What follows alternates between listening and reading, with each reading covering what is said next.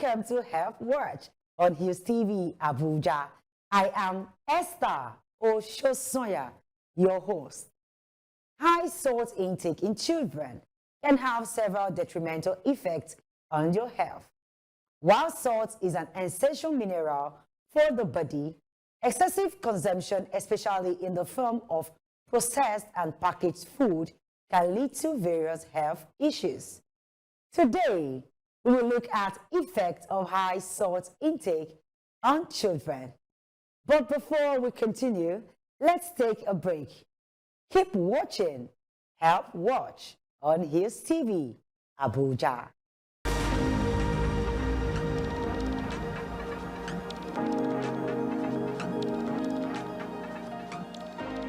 Too much salt in your child's diet can lead to a variety of chronic health problems, from high blood pressure and obesity to heart disease and stroke.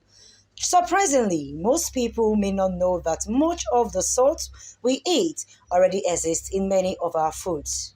This documentary reviews the amount of information some residents of Abuja, which is a federal capital territory of Nigeria, are aware of the amount of salt intake children are eligible to consume. Salt is not a good thing for person to take too much. Likewise me, I have doctor advice that I should leave salt, because if I take much salt, it's giving I'm in my palm, I'm feeling watery. So they advise me, and I believe what is not good for me, I believe it will not good for others. So my advice for the children, for the mother, parents, is to take care. So and measure the salt that they are going to give their children. School myself can teach. They can teach the children. It's good for them to teach the children. So if they teach the children in the school, so they will now go straight to their mother and tell them what their sister or auntie say. If you put salt close to an iron for 1 week, if you go back to that place, salt eats iron. There is nothing on the air that you put salt close to that salt will not destroy. If you put salt into a vehicle, it will destroy a vehicle engine. What does it mean? The heart you have is controlled as an engine of a human being. The excess salt you take in your life, it eats up some things in your heart, even in your liver. But salt is not good for the children. Even as an adult, there is a stage you reach, you are not supposed to be taking salt again. It is advisable for parents, guardians to look at the salt content given on food's nutrition label. This can make a big difference in combating high blood pressure and some of other diseases mentioned earlier. Esther Oshosoya, Hughes TV, Abuja.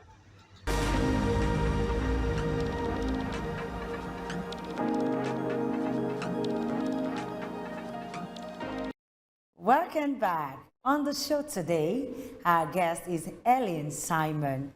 She's a dietitian. You are welcome. All right, I'm looking at our topic of discussion for today. What is the recommended daily salt intake for children? All right, the recommended daily salt intake for children, yes, is children between 1 to 3 years. To take between 1,200 milligrams per day. That's about half teaspoon, half a teaspoon. I like the way you not tablespoon. Teaspoon, not tablespoon. That's yes. very small spoon. Yes, that very small spoon. For children, we can say for babies, we used to feed them, yes. That's the quantity for that age. And also we have 3 to 6 years, we have 1,500, just a little bit higher than the half. One, yes, for the half. 1 to 3 years yes, old. Okay. Yes. Then we have the one between 7 to 10, growing to teenage stage, 12, 13. We have 1,800 milligrams per day. That's now a teaspoon. Okay, one teaspoon per day. Yes, per day. I just wish we can achieve this, because looking at the packed food, per day, the one you cook in your house, packaging foods to school and everything. Well, we'll come to that. Okay, let's move ahead. How does high salt intake affect a child's blood pressure? Okay. This excessive salt intake in a child's meal is something that will lead to a variety of chronic health challenge or problems or diseases. This health challenges, one of it, as she asked me, is high blood pressure. Let's just do this. Okay. Please tell the viewers what the effects are first. Then we can now talk about the effects one after the other. Okay. Just let us know what the effect of high salt intake on children is. Okay. So what are the effects of it? Now the effect of excessive intake of salt in a child's diet. One, the high blood pressure. It may lead to high blood pressure. Two, it may lead to some of these respiratory illnesses like asthma. Three, it can cause stomach cancer. Wow. Yes, for children, stomach cancer. And also it may lead to also kidney damage. Yes, kidney damage. Because the kidney of a child is still immature to filter the excessive salt, to filter it out and to make use of it, not as the way the adults would do. Yes, the adult kidney will filter this thing and work. Yes. So their kidney are still immature, so they will not be able to filter this excessive salt. So it damages the kidney of a child. So those are some of the effects of excessive salt intake in a child's diet. Because I know some, because I know there are the effects to swollen legs. Yes, we have swollen feet. Yes, we have swollen feet. We have stroke. Stroke on children. Children do have stroke. Yes. Wow. Sometimes you feel headache. In some cases, headaches. Frequent headaches. So if a child is complaining of consistent headache, please go in and do a comprehensive medical test. Okay, please, dietitians, Helen Simon, can you tell us the symptoms? Okay. Because there are some parents, they don't really have time, because of daily routine, having to bring the money home, the bag home, they just take care of you, package your food, go to school and all. Without even checking some symptoms, they say, maybe it's malaria. Some people like this self-medication before going to the hospital, after checking on first aid. Yes, first aid. Okay. So can you please tell the parents what are the symptoms of high salt intake on children? Because if they take this high salt intake, what are the symptoms? Okay. The symptoms of high salt intake in children may be when you observe a child started complaining of, "Mommy, I want to drink water." High taste for water. Yes, high taste for water. So after consuming a lot of salt, yes, you have high taste. Yes, just consume water. You just need fluid. You just need food all the time. I want water. Even when you've not eaten, you hear a child, "I want water. I want water. I want water." And sometimes you watch the child very well, just like you said earlier. You see the sign of a swollen foot. Yes, you see a sign of a swollen foot on the child. And sometimes you observe, even the high blood pressure is also one of the symptoms. You observe that the child is always panting. Yes, always panting. Any little thing, we just walk from here, is always panting.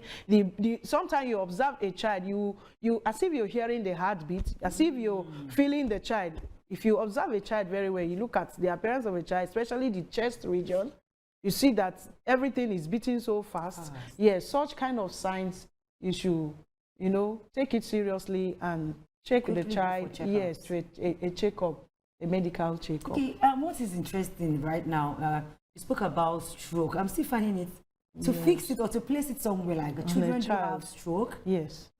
That's why even this high blood pressure we just talked about, I'm sure a lot of people, a lot of persons will like, have high blood pressure on children.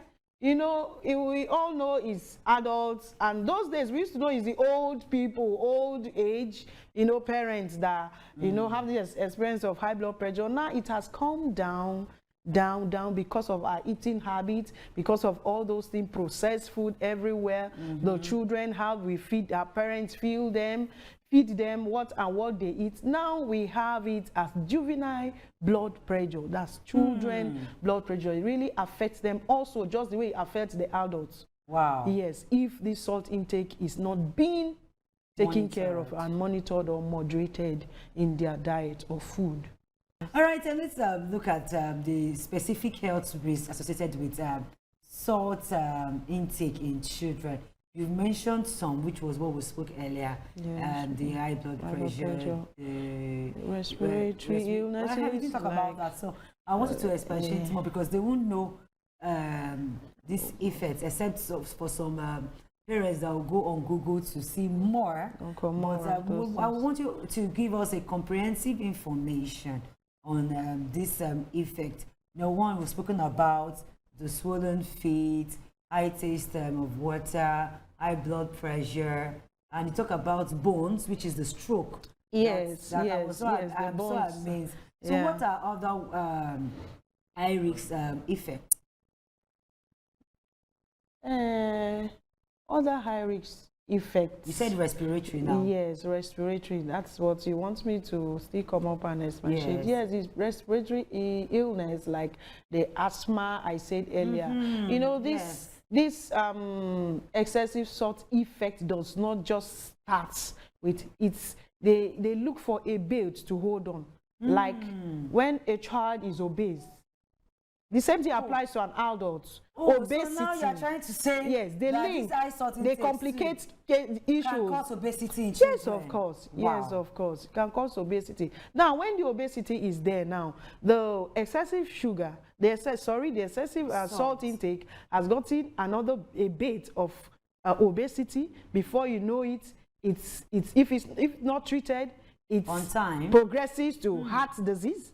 Wow. Like we said earlier, the high blood pressure, and before you know it, breathing becomes a problem. That's how it links to the respiratory system and cause asthma. Now, the problem of breathing will become a problem. Yes, your ease of breath with the obesity and all that, the issue becomes so complicated on a child. So it leads to this problem of having a free breath. Which will lead to asthma. So that's just the complications. Stage by stage, if not treated, they move from one point to the other. They are more, escalate and become more difficult. Wow. Yes. Parents, please, the child's health. Look into our children very, very, very carefully. All right, let's move ahead. Dietitian Helen, you as a dietitian, I know you've been on this field for so long. What are common source of hidden salt in a child's diet?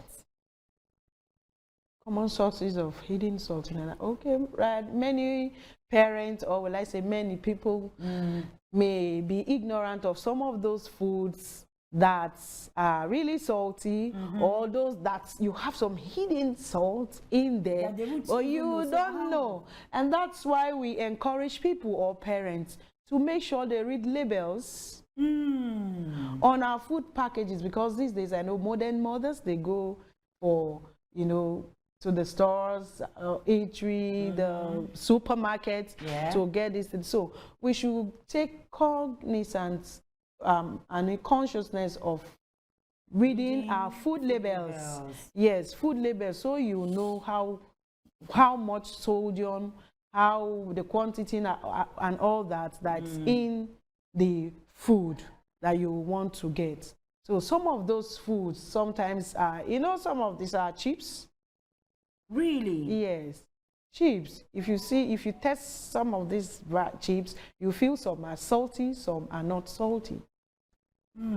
Yes, some are salty, some are not salty.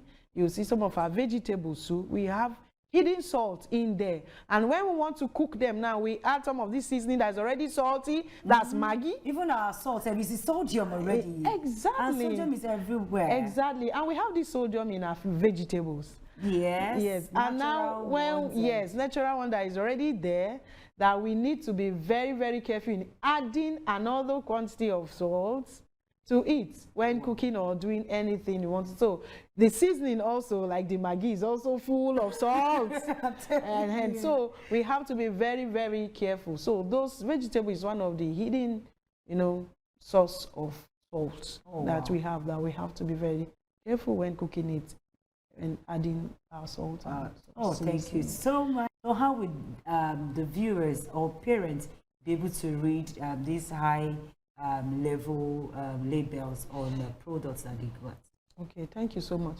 You know, as my profession as a dietitian, in my place of work, I always speak to mothers, as antenatal and the immunization mothers. I say, even if you are an illiterate, even if you cannot read, when you go to a supermarket and you want to get this, please, can you tell the person, Receptionist the reception, or whoever, any sales rep, yes, please, can you just, me read out yes, can this. you read out this for me? What's this? What's this? Is this thing even good for my child to eat? Because I always advise them to, especially milk, to always buy the milk of the age of their child, because we have 0 to 6 months and 6 months to 12 months. So I always encourage them to read the labels.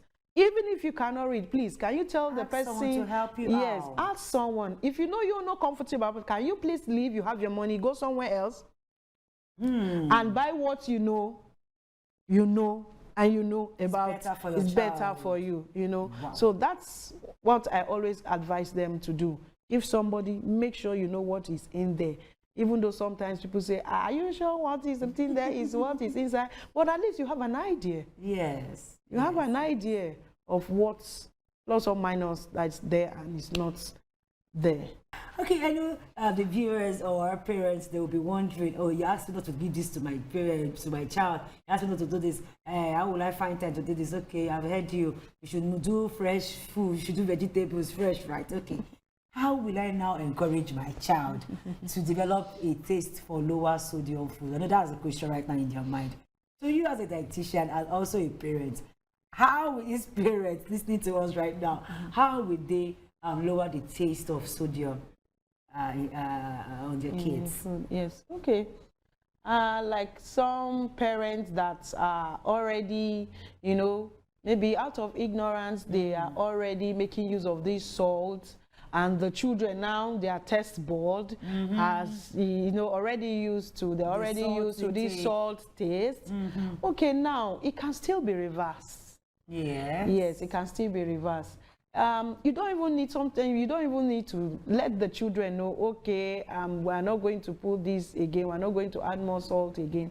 Now, you as a parent, why cooking that meal? You said something, you say, Mama, those days make crayfish, they use crayfish, they use ogiri. Why don't we parents go back to our local kind of making of our diet? This food will taste well and nobody will see the difference. You know, the taste is there. You will feel that salt, but not as, And it's natural. yes, it's not as this addition of, you know, this pure salt, sodium in the food. Is iodine, no? And I want to warn out children, I want to warn parents or advise that please, they should not give a child, maybe a child is in the house less than 1 year. Salt should be avoided completely. Looking at The child's effects. meal, yes, looking at the effects. If the child starts like that from less than a year, you can imagine before the child gets to You 10 see, years. You see some parents will say, doesn't allow us to eat our food in the house, so it's dragging our meals eating with our, us. yes, make his own too, so that when everybody is eating the dining, his own too, he's there. You feel he will also eat. loved and like, okay, yes, I'm in my family, I'm not being segregated, I'm eating the same meal they are eating. Yes, make his own that's and a good point. omit the salt. So, salt intake in a child's food less than a year is not good at all. It should be avoided completely. Thank you for that dietitian. Thank you so Thank much. you so much. All right, okay, let's look about into okay, it's just a question. Does salt intake impact childhood obesity? Okay, which was you answered that. Yes, you said that, it has an impact. Yeah. Okay, let's move ahead. How can one ensure the child is getting enough nutrients while reducing salt intake? Yes, you really know that your child is taking enough nutrients, because it's just this sodium you're talking about. The protein is there that you needed to add to your baby's food. if it's the crayfish or the egg, the crayfish or egg is already there, is a nutrient. The carbohydrates, maybe you're giving the child a little rice, or if it's cereal, cornflakes, golden morn is already cereal, or even if it's in a plate of food, maybe there's rice, egg, a little vegetable. Children most times don't like seeing anything like that, but you can make use of a colored vegetable, like carrots. Yes. So it should be fascinating for them to come. Exactly. When they see attractive colors, because children are being attracted with colors, you make the food colorful. And when the salt is not there, their mind does not go there, because already they see it's appetizing. They will eat this food. So you will really know your child is taking enough nutrient. Why? Because you make these things available. Even as a parent, you look at the food, you know it's attractive, and you know this food, other nutrients are there, protein, carbohydrate, vitamins, and minerals. That's from the vegetables. So your child can take enough nutrient even while the salt it's not there. Wow, that's a good one. Like I said earlier, you said a lot, and I really enjoyed this show with you, because it's so communicative, and we've been, getting along. You said a lot about the effects, what parents should do, what they should emulate, also the teachings to the children or their kids, so that while growing up, they also emulate the teachings of the parents, so that they'll be so much addicted to their health, so that they won't go astray by intake of salt, so they will know what to do and what not to do. But now I want us to deviate a little from parents, because we know this role can't be played by parents alone. Yes, that's true. Because there are some people that they keep this child's weight while they are off to work. That's so true. Right now we're talking about school. That's true. So I want you to tell us the role of school when it comes to the proprietress, the school administration. What role do they have to play in this? Because by the time some parents carry one snack, one juice, food, this, that, into the lunch box of a child to school, if the schools can really check this, I think it will reduce the salt intake. But let me allow you talk first. What do you think is the role of school in this? All right, thank you so much for that question. I recommend schools to take this as a very, very serious issue, because they play a major role on our children. Because these days in school, if you observe a child will come home and say, my auntie said this. Yes, whatever they teach them, they'll come back and headmistress tell said you. this, my proprietor said this. And they'll take it very seriously and make sure you do it. Yes. So me, I think they believe the teachers more than the parents. Yes, that's just it. Yes, they do. Yes, they do. So I want proprietor or a proprietress to inculcate the subject of nutrition, maybe employing a dietitian or a nutritionist to really teach these children as a course, as a subject.